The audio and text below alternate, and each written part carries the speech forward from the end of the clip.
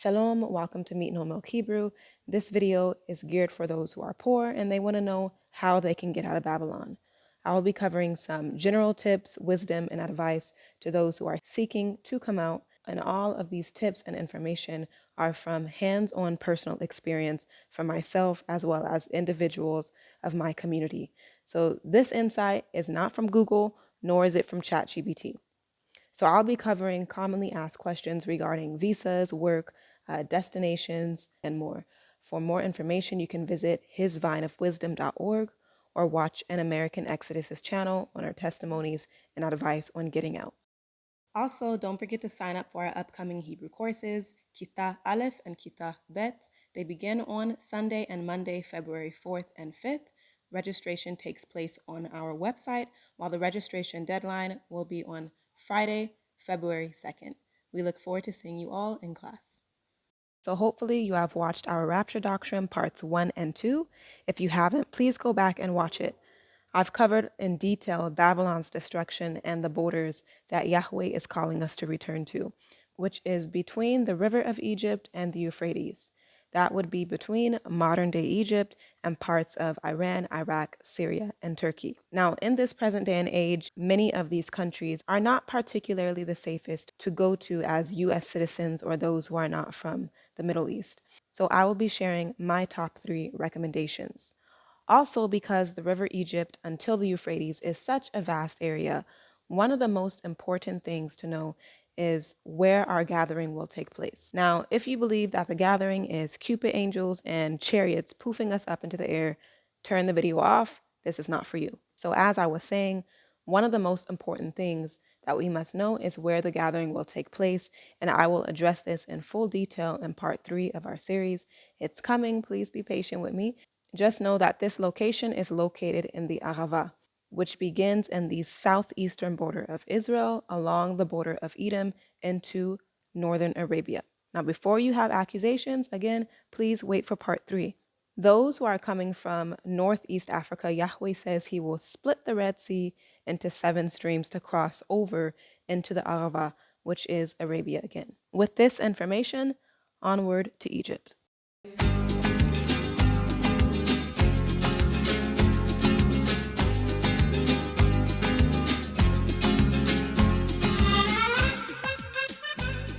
The Arab Republic of Egypt is an Islamic transcontinental state that is a bridge between Africa and the Middle East.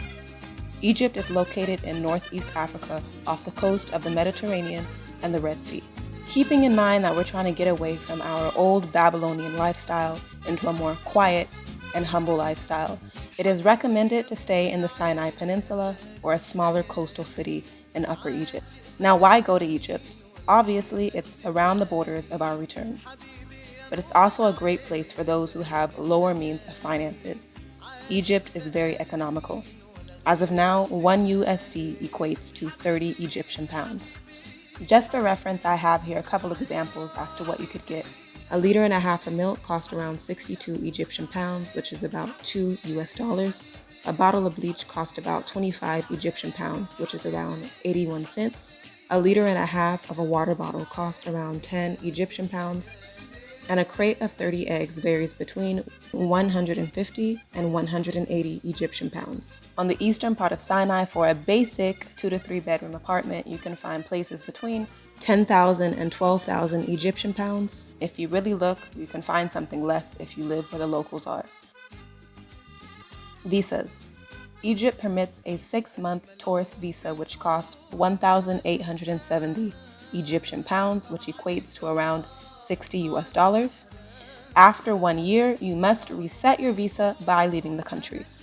So to be clear, you have to renew your visa every 6 months. As stated before, Egypt is a great option for those who are low in their financial means. It is definitely a much more humbling lifestyle in comparison to what you may be used to in Babylon. But hey, this is what we need to learn. We need to learn the old path, and this is a great start. The Hashemite Kingdom of Jordan sits between Israel, Iraq, Saudi Arabia, and Syria. It's another great location to stay within these borders. Financially, it is more costly due to the fact that the Jordanian dinar is more than US dollars, but you most certainly can survive if you live more frugally. The cost of food is decent. For reference, I have here some more examples for you. A pack of water ranges between 1 and 2 JD, which is between $1.41 and $2.82. 1 kilo of beef or lamb ranges between 5 JD and 60 piastres and 9 JD. A jar of peanut butter typically is between 2 and 3 JD, while the pack of tissue ranges between 180 and 3 JD. The cost of living. A basic 2 to 4 bedroom apartment typically ranges between 160 and 250 dinars for unfurnished. And for a furnished apartment, it typically ranges between 250 and 450 dinar. Jordan gives 3-month visas and allows 1 extension per stay. You must leave the country for visa renewal every 6 months. The visa extension cost is 1 JD and 50 piastres, very affordable. Single entry visa cost is 40 Jordanian dinars upon arrival. There is also an option to obtain a 5-year multiple entry visa, which costs 114 JD. Now, just because you have a 5-year visa, it does not mean you get to stay here in the land for 5 years straight. You still have to leave the country every 6 months. The only difference is that you don't have to continually pay the 40 JD fare every time you enter into the country. As stated earlier, Jordan is another great destination to stay, although financially it is a bit more taxing in comparison to Egypt.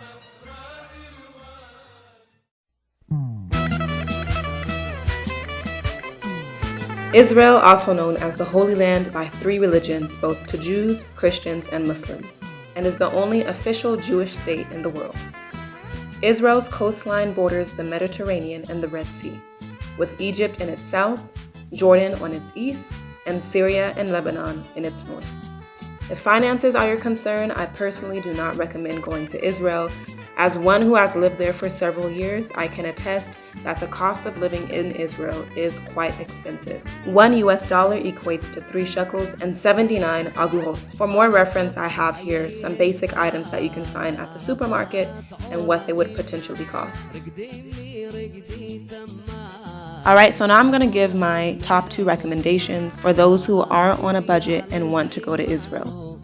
So number 1, I do not recommend going down central. Some of the main central cities include Tel Aviv, Netanya, and Herzliya. Tel Aviv has been rated the 7th most expensive city in the world, as well as those areas surrounding it. Also, when coming out of Babylon, we do want to eventually become more set apart from the big city life, so this is also something to take into consideration. In terms of budget, I recommend going to southwestern part of the Galilee or the Jordan Valley, as well as the southern part of Israel. Much of the area around this part of the country is used for farmland and agriculture, so there's not a lot going on around there. There are a lot of, again, farms and residential neighborhoods. In terms of budget, I also recommend going to the southern part of Israel. Some notable areas are Arad, Kiryat Gat, Mitzpe Ramon. There's also Beersheba. It is a big city, but it's pretty affordable down there in comparison to the central part of Israel. And there are a lot of other smaller towns within the southern part of Israel.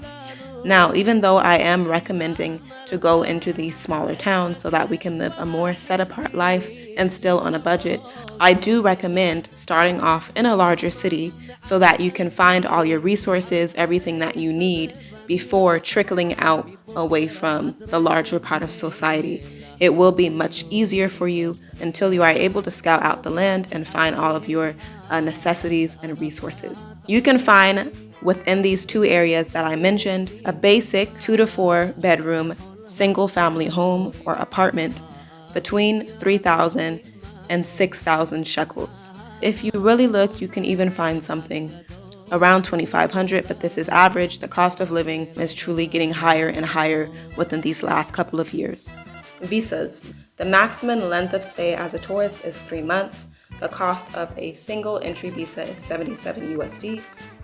Before arriving to any of these destinations, please be sure to verify the cost of visas prior to arrival, as prices are always subject to change. Also, this is another thing to consider. I'm not trying to deter anybody from going to Israel, but I am just stating the reality. It is not easy to stay there for a long period of time as a tourist, especially if you don't have any relatives who can legally vouch for you, and especially if you don't have any Jewish connections. Israel is a highly protected state, and after being there for an extended period of time, you will be questioned regarding your stay, especially because our people have made such a scene over there. So when they do see us, I'm stating reality. I'm not trying to deter anybody from going there at all. Nevertheless, Yahweh can make all things possible as long as you are walking in obedience.